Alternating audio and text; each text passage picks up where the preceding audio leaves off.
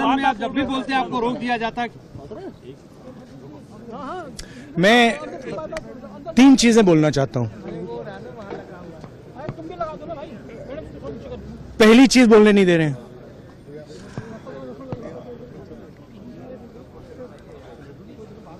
मोदी जी घबराए हुए हैं। आपने देखा जो ट्रेड डील 4 महीने से रुकी हुई थी 4 महीने से कुछ बदला नहीं। किसी न किसी कारण,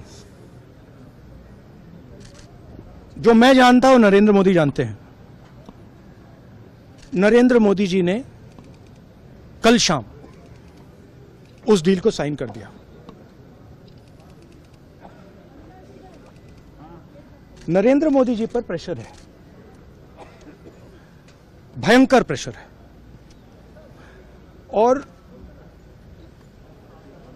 नरेंद्र मोदी जी का जो इमेज का गुब्बारा है, जो हजारों करोड़ रुपए लेकर बनाया गया था, वो फूट सकता है। इशू ये नारावाने की स्टेटमेंट नहीं है, ये साइड शो है, और वो भी जानते हैं, मैं भी जानता हूं। मेन बात यह है कि हमारे प्रधानमंत्री को कॉम्प्रोमाइज कर दिया गया है। किसने किया है, कैसे किया है, यह हिंदुस्तान की जनता को सोचना है। मगर इतिहास में पहली बार हिस्ट्री में एलओपी को प्रेसिडेंशियल एड्रेस में नहीं बोलने दिया। बाहर बोल दीजिए, जो अंदर नहीं कहा दिया जा रहा है। वो तो ऑटोमेटिकली होगा जी। बट ये आप समझिए, और हिंदुस्तान के जो किसान हैं, आप सब समझिए कि इस ट्रेड डील में आपकी मेहनत को, आपके खून पसीने को नरेंद्र मोदी जी ने बेच दिया है। और वो इसलिए बेचा है क्योंकि ये कॉम्प्रोमाइज्ड है। सिर्फ आपको नहीं बेचा है, देश को बेचा है। इसीलिए मुझे वहां नहीं बोलने दे रहे हैं। नरेंद्र मोदी जी डरे हुए हैं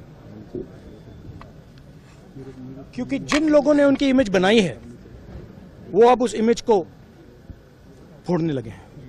धन्यवाद। प्रेशर है सर पीएम पे, जो आप कह रहे हैं कि प्रेशर क्या है और क्या दबाव है पीएम के ऊपर, जो आपको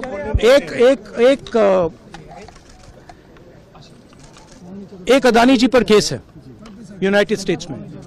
वो अदानी जी को टारगेट नहीं कर रहा है, वो नरेंद्र मोदी के फाइनेंशियल स्ट्रक्चर को टारगेट कर रहा है। एक वो है।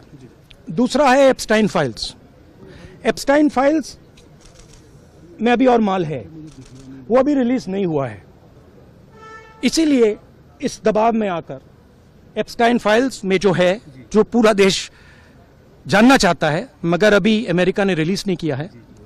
और दूसरा जो अदानी जी पर केस है, जो एक्चुअली मोदी जी पर केस है, क्योंकि वो बीजेपी का फाइनेंशियल स्ट्रक्चर है, मोदी जी का फाइनेंशियल स्ट्रक्चर है। तो ये 2 प्रेशर पॉइंट्स हैं।